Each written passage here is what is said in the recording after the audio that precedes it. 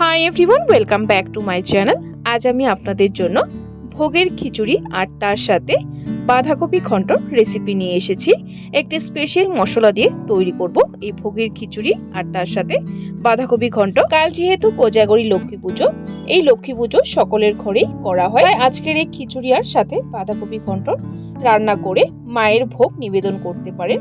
তো কিভাবে তৈরি করা হয় তো চলুন দেখে নেওয়া যাক আমার আজকের এই ভিডিওটিতে। আজকের এই খিচুড়ি আর বাঁধাকপি ঘন্ট রান্না করার আগে ভাজা মশলাটা তৈরি করে নেব। এখানে আমি নিয়েছি 2 টেবিলস্পুন পরিমাণ ধনে, 2 টেবিলস্পুন পরিমাণ গোটা জিরে, 10-12টা ছোট এলাচ, তারপর নিয়েছি 2 ইঞ্চের মতো দালচিনি, তারপর নিয়েছি 8-9টা শুকনো লঙ্কা। শুকনো লঙ্কাগুলো যেহেতু ছোট ছোট সাইজের তাই একটু বেশি নিয়েছি। তারপর নিয়েছি 1 টিস্পুন পরিমাণের মতো ভরে গোলমরিচ। শুকনো লঙ্কাটা আপনারা বাড়িয়ে কমিয়ে নিতে পারেন। এখন গ্যাসের ফ্লেম জ্বালিয়ে মিডিয়াম ফ্লেমে মশলাগুলোকে সুন্দর ভেজে নেব হালকা লালচে করে। যখনই দেখবেন মশলাগুলো চটচট করে ফুটছে তখনই বুঝতে পারবেন মশলাগুলো ভাজা হয়ে গেছে। দেখুন মশলাগুলো কিন্তু আমার চটচট করে ফুটছে, তার মানে মশলাটা আমার ভাজা হয়ে গেছে। বেশি কড়া করে কিন্তু ভাজবে না, তাহলে মশলা ফ্লেভারটা চলে যাবে। হালকা করে ভাজলেই হবে, তখনই খুবই সুন্দর একটা ফ্লেভার আসবে মশলার। দেখুন ভাজা হয়ে গেছে। এখন মশলাটাকে ভালো করে ঠান্ডা করে নেব, তারপরই গ্রাইন্ড করব। তো দেখুন বন্ধুরা মশলাটা আমার ঠান্ডা হয়ে গেছে। এখন গ্রাইন্ডিং জারে ঢেলে নিচ্ছি। মশলাটাকে ঢেলে নিয়েছি, এখন গুঁড়ো করে নেব। তো দেখুন বন্ধুরা মশলাটাকে গুঁড়ো করে নিয়েছি। মশলাটাকে কিন্তু একদম ফাইন গুঁড়ো করবেন না, দেখুন ঠিক এরকম থাকবে, বেশি ফাইন গুঁড়ো করার প্রয়োজন নেই। এখন মশলাটাকে একটা এয়ারটাইট কন্টেনারে রেখে দেব। এইভাবে ভাজা মশলা তৈরি করে কিন্তু আপনারা রেখে দিতে পারেন। আমি কিন্তু ভাজা মশলাটা একটু বেশি করে তৈরি করেছি, সম্পূর্ণ আমার লাগবে না। কতটা লাগবে আমি দেখিয়ে দেব রান্নার সময়। তো চলুন বন্ধুরা এখন রান্নাটা শুরু করা যাক। আগে আমি বাঁধাকপি ঘন্টটা রান্না করে নেব। এখানে আমি একটা ছোট সাইজের বাঁধাকপি কেটে নিয়েছি এরকম মিহি করে, আর তার সাথে নিয়েছি আলুগুলোকে এভাবে একটু বড় বড় টুকরো করে কেটে নিয়েছি। তো চলুন এখন বাঁধাকপি ঘন্টটা রান্না করা যায়। বাঁধাকপি ঘন্ট রান্না করার জন্য এখানে আমি একটা কড়াই বসিয়ে দিয়েছি। এর মধ্যে দিয়ে দিলাম 3 টেবিলস্পুন পরিমাণ সরষের তেল। রান্নাটা সরষের তেল দিয়ে করছি, আপনারা চাইলে কিন্তু সাদা তেল দিয়েও করতে পারেন। তেলটাকে ভালো করে গরম করে নেব। সো বন্ধুরা তেলটা কিন্তু বেশ ভালো গরম হয়ে গেছে। এখন এর মধ্যে দিয়ে দিব আলুগুলোকে আগে ভেজে নেব। সো দেখুন বন্ধুরা আলুগুলো দিয়ে দিয়েছি। এর মধ্যে সামান্য নুন আর হলুদ গুঁড়ো দিয়ে আলুগুলোকে সুন্দর লালচে করে ভেজে নেব। আলুগুলোকে মিডিয়াম ফ্লেমে ভাজবেন, হাই ফ্লেমে ভাজবেন না, তাহলে পুড়ে যেতে পারে। সো দেখুন বন্ধুরা আলুগুলো আমার ভেজে নেওয়া হয়ে গেছে। আলুগুলোর মধ্যে সুন্দর লালচে একটা কালার এসে গেছে। আলুগুলোকে আলাদা পাত্রে তুলে নেব। তারপর সেম তেলের মধ্যে দিয়ে দিব 2টো তেজপাতা চিড়ে, আর ফোড়নে দিয়ে দিব 1 টিস্পুন পরিমাণ গোটা জিরে, আর দিয়ে দিব 1 টেবিলস্পুন পরিমাণ আদা। এভাবে কুড়িয়ে আপনারা চাইলে পেস্ট করেও দিতে পারেন। তারপর এখানে একসাথে 2টো কাঁচা লঙ্কাও দিয়ে দিলাম। এখানে ঝালটা নিজেদের স্বাদ অনুযায়ী দিবেন। কাঁচা লঙ্কা আদাটাকে সুন্দর হালকা লালচে করে 10 থেকে 15 সেকেন্ড সময় নিয়ে ভেজে নেব। আদা আর কাঁচা লঙ্কাটাকে ভেজে নিয়ে তারপর এর মধ্যে দিয়ে দিব কেটে রাখা বাঁধাকপিগুলো দিয়ে দিয়েছি। আর এর মধ্যে দিয়ে দিলাম নুন 1 টিস্পুন পরিমাণ। নুনটাও আপনারা নিজেদের স্বাদ অনুযায়ী দিবেন। নুনটাকে দিয়ে ভালো করে নেড়ে চেড়ে মিক্স করে নেব। তারপর একটু সময়ের জন্য ঢাকা দিয়ে দিব যাতে বাঁধাকপিটা সুন্দর মজে যায়। এই সময় গ্যাসের ফ্লেমটা মিডিয়ামে রাখবেন। মিডিয়ামে রেখে 2 মিনিটের জন্য ঢাকা দিয়ে দিবেন। সো বন্ধুরা 2 মিনিট হয়ে গেছে। 2 মিনিট পর আমি ঢাকনাটা তুলে দিয়েছি।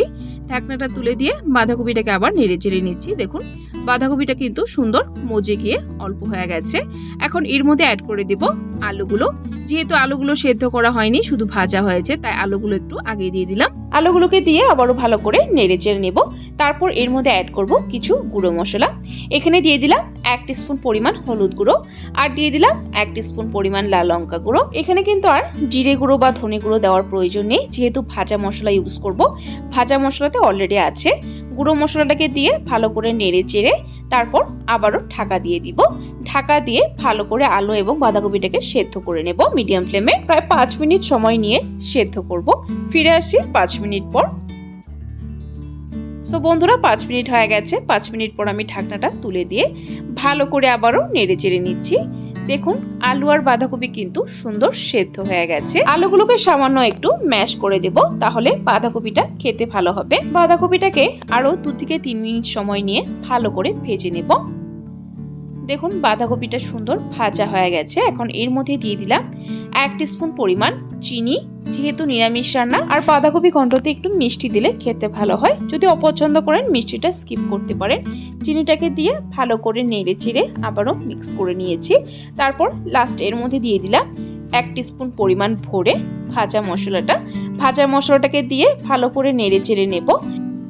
সো দেখুন বন্ধুরা, ভালো করে নেড়ে চেড়ে মিক্স করে নিয়েছি। আমি গ্যাসের ফ্লেমটা বন্ধ করে দিয়েছি। গ্যাসের ফ্লেমটা বন্ধ করে দিয়ে দিলাম 1 টিস্পুন পরিমাণ ঘি। ঘি দিলে কিন্তু সুন্দর একটা ফ্লেভার আসে, একদম ট্রেডিশনাল ফ্লেভার আসে রান্নার থেকে। সো বন্ধুরা, ঘন্ট আমার তৈরি হয়ে গেছে। তো চলুন এখন যাই খিচুড়িটা রান্না করার প্রসেসে। খিচুড়ি রান্না করার জন্য এখানে গ্যাসের ফ্লেম জ্বালিয়ে একটা পাত্র বসিয়ে দিয়েছি। এটা কিন্তু মাটির পাত্র, আপনারা চাইলে যে কোনো পাত্রতে খিচুড়িটা রান্না করতে পারেন। আগে ডালটাকে ভেজে নিতে হবে। আমি এখানে হাফ কাপ পরিমাণ মুগ ডাল দিয়ে দিলাম। যে কোনো মুগ ডাল ইউজ করতে পারেন, একটু ভালো ব্র্যান্ডেরই মুগ ডালটা নেবেন, তবে খিচুড়িটা খেতে ভালো হবে। ডালটাকে হালকা লালচে করে ভেজে নেব। সো দেখুন বন্ধুরা, ডালের মধ্যে সুন্দর একটা হালকা কালার এসে গেছে। ডালটা কিন্তু বেশি কড়া করে ভাজবে না, তাহলে সেদ্ধ হতে অসুবিধা হতে পারে। জাস্ট একটু হালকা কালার আসলে ডালটাকে নামিয়ে নেবেন। আমার ডালটা ভাজা হয়ে গেছে। এখন ডালটাকে একটা আলাদা পাত্রে নামিয়ে নিচ্ছি। ডালটাকে ভালো করে ধুয়ে নিতে হবে। দেখুন ডালটাকে আমি একটা আলাদা পাত্রে নামিয়ে নিয়েছি।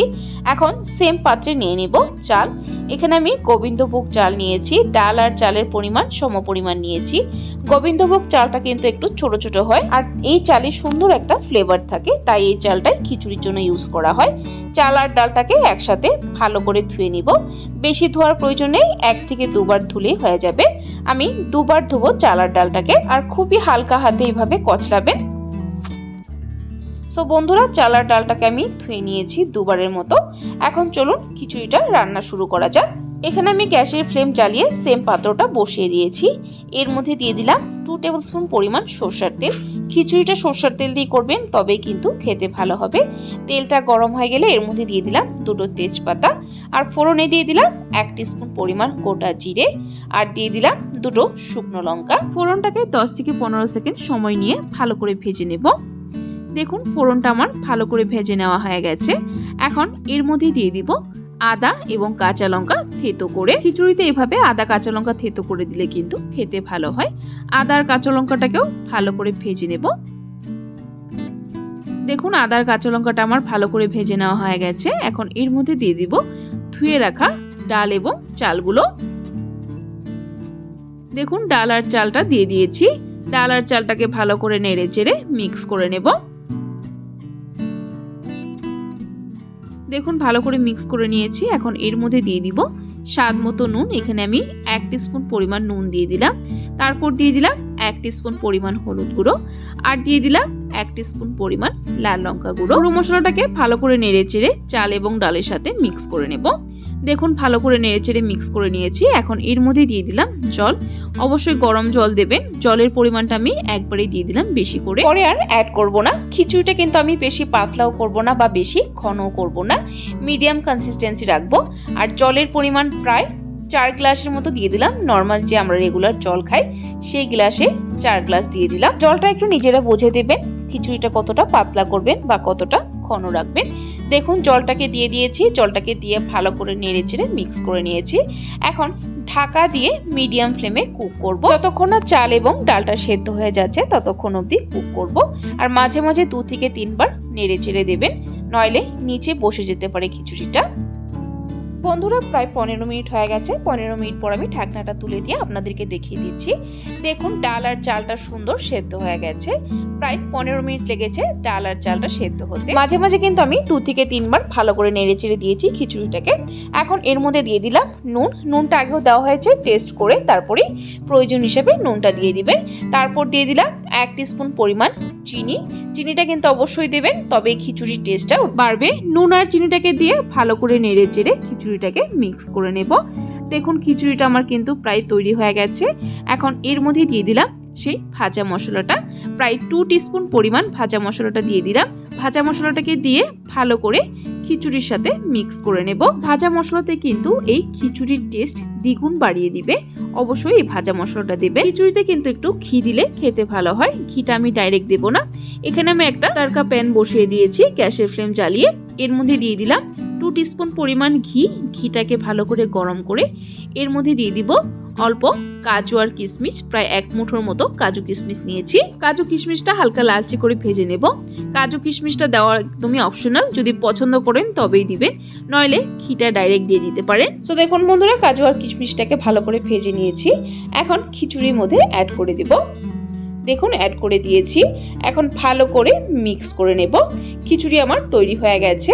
এখন গ্যাসের ফ্লেম বন্ধ করে দেব। আর দেখুন খিচুড়ির কনসিস্টেন্সিটা কিন্তু একদম পারফেক্ট আছে। ঠান্ডা হওয়ার পর খিচুড়িটা আর একটু ঘন হয়ে যাবে। আমি ঢাকা দিয়ে 10 মিনিটের জন্য স্ট্যান্ডিং টাইমে রেখে তারপর সার্ভ করব। সো বন্ধুরা 10 মিনিট হয়ে গেছে। 10 মিনিট পর আমি খিচুড়িটাকে সার্ভ করে নিচ্ছি বাঁধাকপি ঘন্টর সাথে।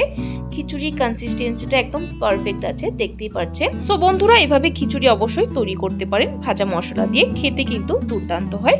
আর সাথে বাঁধাকপি ঘন্টটাও কিন্তু দুর্দান্ত হয়েছে। বন্ধুরা আমার আজকের এই খিচুড়ি এবং তার সাথে বাঁধাকপি ঘন্টর রেসিপিটি আপনাদের কাছে কেমন লাগলো অবশ্যই ট্রাই করে কমেন্ট বক্সে জানাবেন। আর যদি রেসিপিটি ভালো লেগে থাকে তাহলে একটা লাইক দিয়ে দিবেন। আর এরকম রেসিপির আপডেট পাওয়ার জন্য চ্যানেলটাকে সাবস্ক্রাইব করে দেওয়ার জন্য অনুরোধ রইল। সাবস্ক্রাইব করে পাশে থাকা বেল আইকনটা ক্লিক করে অল করে দেবেন, তাহলে আমার চ্যানেলে যখনই কোনো নতুন রেসিপি আসবে নোটিফিকেশন আপনাদের কাছে পৌঁছে যাবে। ভিডিওটি যদি ফেসবুকের থেকে দেখছেন তাহলে পেজটিকে ফলো করে দেবেন। বন্ধুরা ভিডিওটি সম্পূর্ণ দেখার জন্য অসংখ্য ধন্যবাদ। ভালো থাকবেন, সুস্থ থাকবেন।